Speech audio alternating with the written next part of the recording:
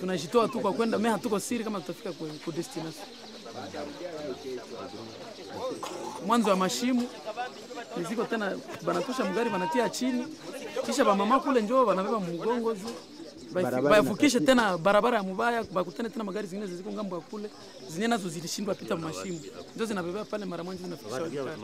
Tunalipia bordero, tunalipia effort de guerre, même unalipia effort de guerre wakati unatoka Lushebere ingali Masisi, na hapa kwetu ni Masisi. Tunafika hapa nako wanakuambia sasa tunalipe ingine effort de guerre. Alors donc vous êtes obligés de liper effort de guerre 2 fois. Il y a beaucoup de barrières en air, militaires. Alors, si tu montres les cartes, on n'a pas besoin de la carte. Donc on demande seulement de l'argent. On sortait ici jusqu'au Moubi. Chaque barrière, si tu montres la carte, l'argent.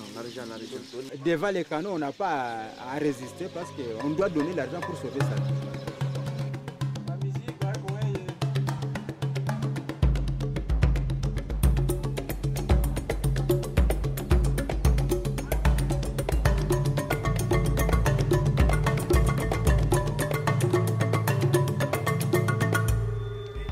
CNDP n'est qu'une formation de déstabilisation, une formation au service du Rwanda. Il ne suffit qu'à voir le nombre de militaires qui forment le CNDP, 3/4 ce sont des Rwandais avérés. La MONUC elle-même reconnaît en avoir rapatrié quelques-uns. Le vrai nœud du problème, le Rwanda, c'est qu'il ne peut pas vivre, il ne peut pas fonctionner sans le pillage de la RDC.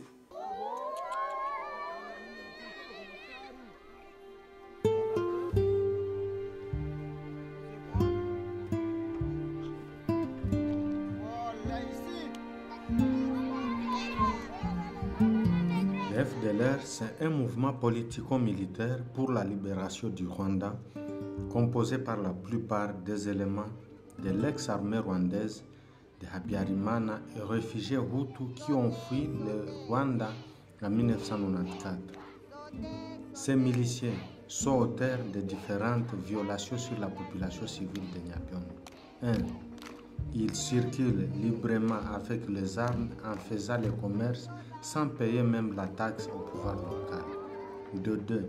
Ils empêchent aux autochtones l'accès à certains milieux qu'ils considèrent stratégiques. Et 3. Ils pillent aussi les récoltes de ces paisibles paysans de Nyabiondo et des environs.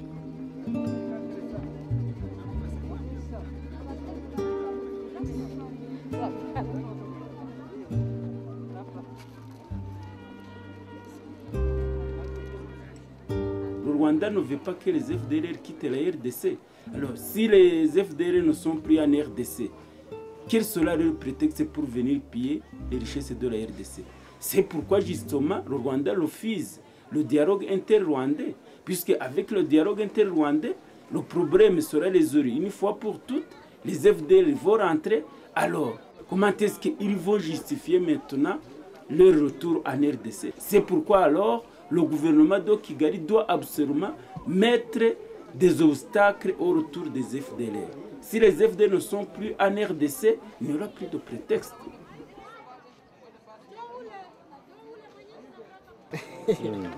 Yeye nakuuliza hivi, mwai maisha huko nayo ya leo unaishi namna gani? Ndio vile nasema.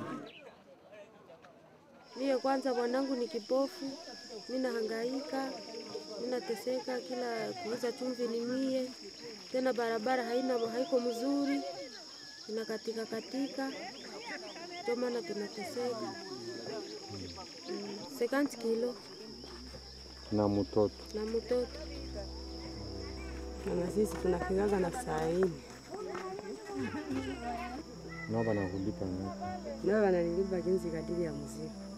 Kama hatuna makuta ni watatubeba. Hawezi tubeba kuburi. Tulitoka hapo jana tulilala mkoa.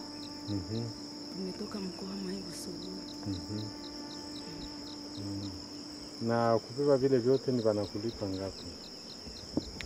Kuniza kidogo. Ngapi?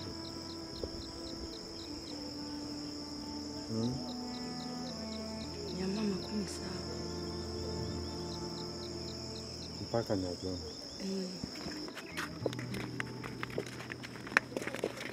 Ni mizigo wanatosha Masisi, kesho soko italema Nyabiondo, wanatumikia makuu. Wanaume wao basi kusema mwenyewe nahitaji beba ndiye anabebaka.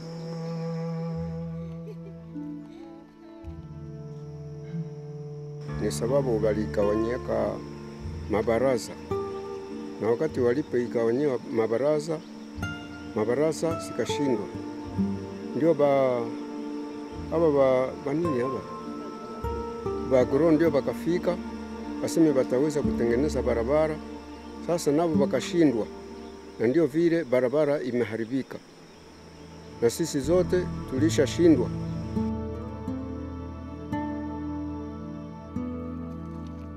Tuko nakia nateseka munjia hivi, kisha nenda fika mbele mafranga na watengeneze njia. Shateswa sana.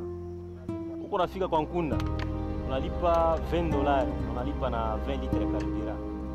Unasogea tena mbele bariere ya Nkunda tu unalipa $40 yamu. Kufika hapa mbele wanatambia ingine kama $30. Donc mabariere zinapita.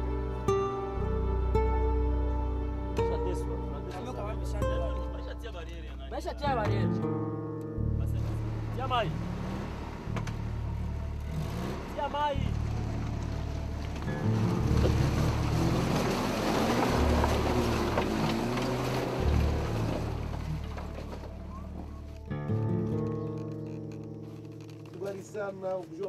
Mashimo iko mingi, barabara inaharibika, bulongo na katika saa yote utatengeneza ingine na kui inaharibisha. Kama 7 jours, une semaine. C'est 2 semaines tu hivi. Barabara inaharibika, sema unafungiwa.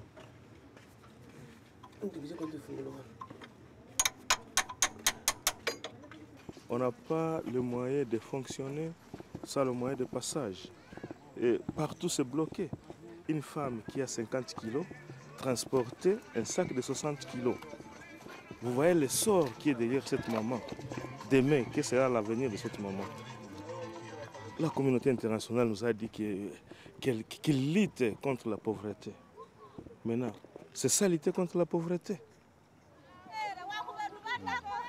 Nous n'avons pas quoi faire. Le salaire que nous recevons est minime pour aider même la population, pour la réparation de la route.